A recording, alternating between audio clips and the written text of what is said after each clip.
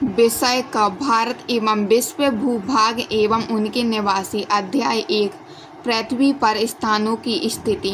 सही विकल्प चुनकर लिखिए। प्रश्न क्रमांक 1 प्राकृतिक आकृतिक पर्वत पठार मैदान और नदियों को दर्शाने वाला मानचित्र का प्रकार है भौतिक मानचित्र। प्रश्न क्रमांक 2 सेतु का प्रतीक चिन्ह है। Answer C number.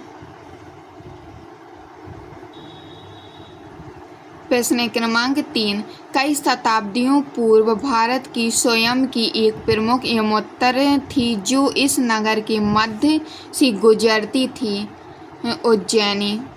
प्रश्न क्रमांक 4 भारतीय मानक समय ग्रीनिच मीन टाइम GMT पर स्थानीय समय से आगे होता है 5:30।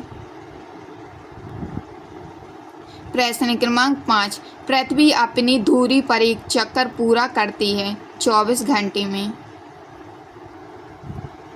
प्रश्न क्रमांक 6 ब्रह्मा पूर्व दिशा की ओर जाते समय अपनी बाईं ओर मुड़ जाती है तो वह किस दिशा की ओर जा रही है? उत्तर दिशा। प्रश्न क्रमांक 7 मानचित्र का मुख्य घटक नहीं है आरेख। प्रश्न क्रमांक 8 पृथ्वी को उत्तरी गोलार्ध तथा दक्षिणी गोलार्ध में विभाजित करने वाली रेखा है भूमध्य रेखा। प्रश्न क्रमांक 9 भूमध्य रेखा के चारों ओर सामान्यता होती है उष्ण जलवायु। प्रश्न क्रमांक 10 ग्लोब पर किसी स्थान की स्थिति को दर्शाने के लिए आवश्यक है अक्षांश और देशांतर रेखाएं। दिए गए शब्दों में से चुनकर रिक्त स्थान भरिए। ए नंबर मानचित्र की पुस्तक खालिस्तान कहलाती है atlas. B number Gregorian calendar का उपयोग खालिस्तान स्तर पर किया जाता है अंतर्राष्ट्रीय।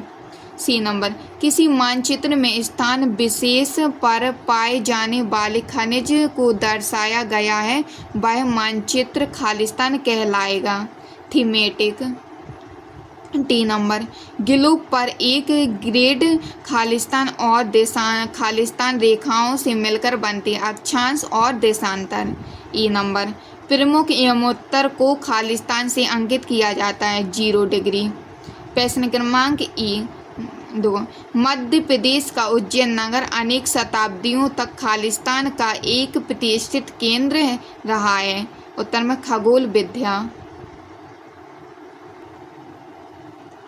जी नंबर अंतर्राष्ट्रीय तिथि रेखा को पार करने पर तिथि में खालिस्तान दिन का परिवर्तन होता है 1। एच ग्लोब खालिस्तान का एक प्रतिरूप है पृथ्वी।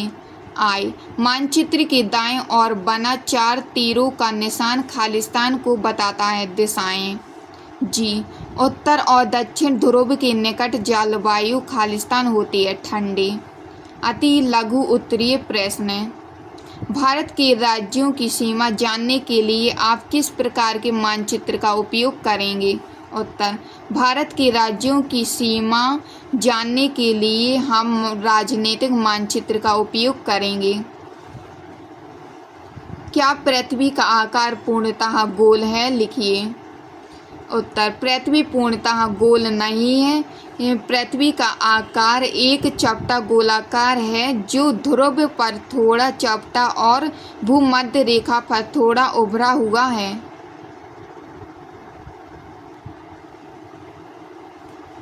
क्या पृथ्वी का आकार पूर्णतः गोल है? लिखिए।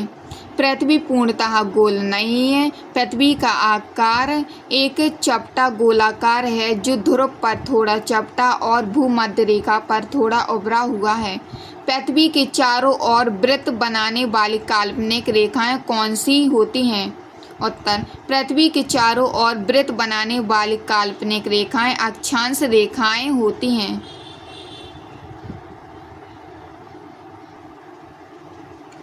प्रश्न क्रमांक 4 किसी मानचित्र में लघु आरेख क्या कहलाते हैं? उत्तर मानचित्र में लघु आरेख को पैमाना या मापनी कहा जाता है। प्रश्न क्रमांक 5 चतुर्दिश में कौन कौन सी दिशाएं सम्मिलित हैं? चतुर्दिश में पूर्व पश्चिम उत्तर दक्षिण दिशा सम्मिलित होती हैं, जिन्हें मुख्य दिशाएं कहते हैं। इनके अलावा उप दिशाएं भी होती हैं। उत्तर पूर्व, उत्तर पश्चिम, दक्षिण पूर्व, दक्षिण पश्चिम सम्मिलित हैं। प्रश्न क्रमांक 6, यदि एक टेबल लैंप के सामने ग्लोब को रखा जाए तो ग्लोब पर प्रकाशित भाग क्या स्पष्ट करता है? उत्तर, यदि एक टेबल लैंप के सामने ग्लोब को रखा जाए तो ब्लॉक पर प्रकाशित भाग दिन का समय दर्शाता है, जबकि अंधकार भाग रात का समय दर्शाता है।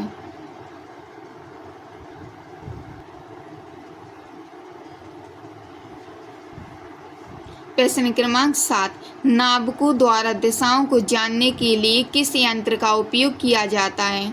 उत्तर, नाविकों द्वारा दिशाओं को जानने के लिए कंपास यंत्र का उपयोग किया जाता है। प्रश्न क्रमांक 8, पृथ्वी के किसी स्थान का पता किन रेखाओं से लगाया जाता है? उत्तर, पृथ्वी के किसी भी स्थान का पता अक्षांश एवं देशांतर रेखाओं द्वारा लगाया जाता है। प्रश्न क्रमांक 9, मानचित्र को और किस नाम से जाना जाता है? मानचित्र को नक्शा के नाम से भी जाना जाता है। इसके अलावा कार्टोग्राफी और भू आकृति के नाम से भी जाना जाता है। प्रश्न क्रमांक 10, ग्लोब पर देशांतर रेखाओं की कुल संख्या कितनी है? उत्तर, ग्लोब पर देशांतर रेखाओं की कुल संख्या 360 होती है। लघु उत्तरीय प्रश्न।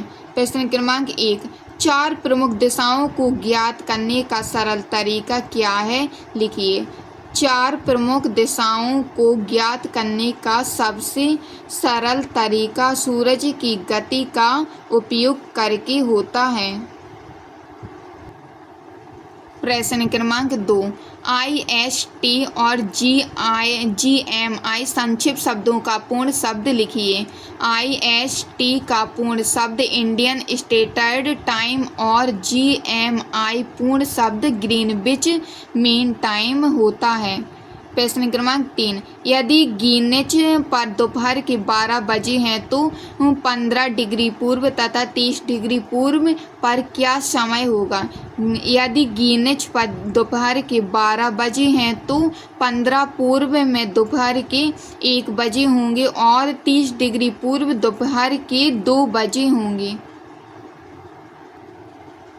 प्रश्न क्रमांक 4, मोहन के बगीचे का एक साधारण मानचित्र बनाइए जो 60 मीटर लंबा और 40 मीटर चौड़ा आयताकार क्षेत्र है। पैमाना 1 सेंटीमीटर बराबर 10 मीटर। उत्तर, आयताकार बनाना है। पहले मोहन का बगीचा 60 मीटर और 40 मीटर, 60 मीटर और 40 मीटर।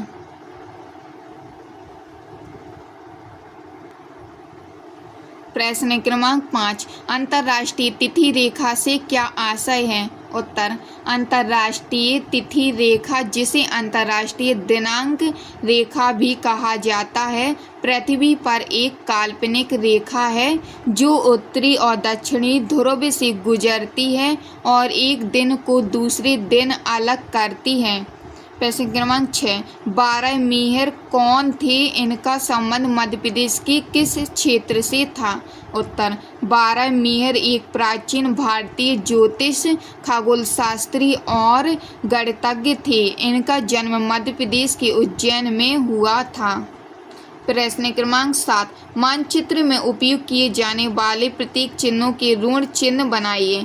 वृक्ष, पुलिस स्टेशन, तालाब, पक्की सड़क। वृक्ष, जो वृक्ष का वो चिन्ह की ऋण है, और पुलिस स्टेशन PS, तालाब बिंदी और वृत्त, पक्की सड़क बराबर।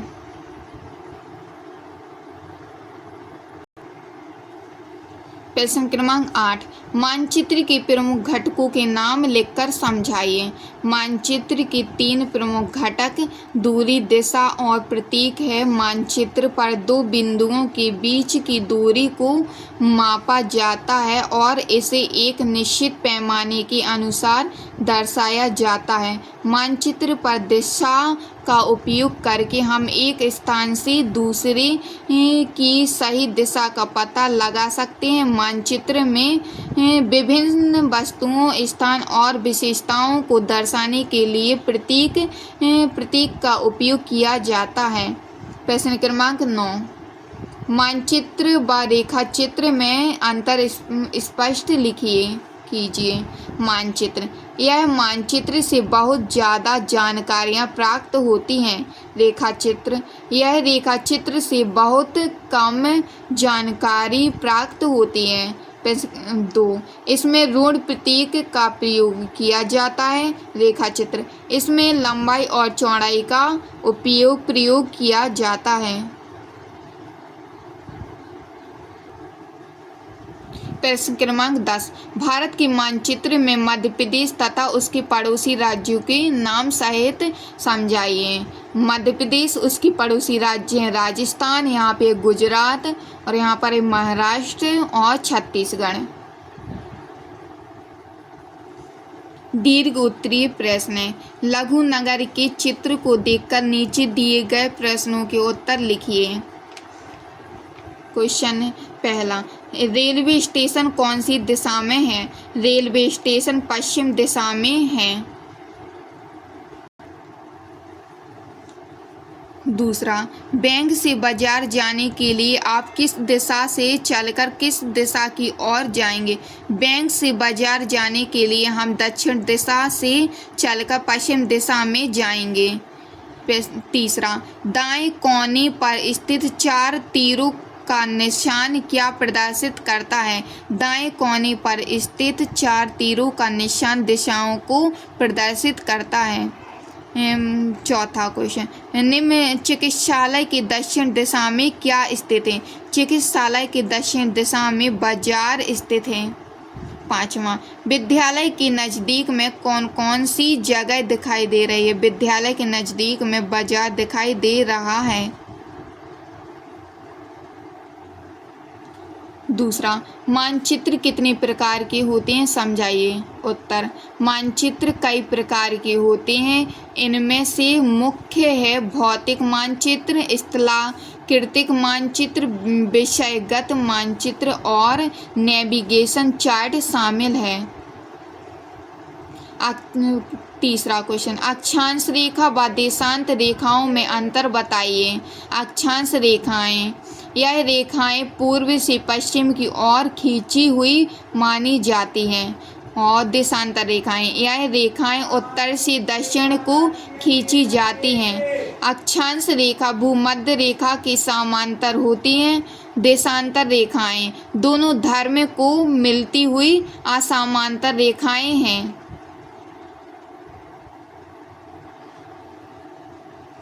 चौथा, मानचित्र में निर्देशकों का प्रयोग क्यों किया जाता है?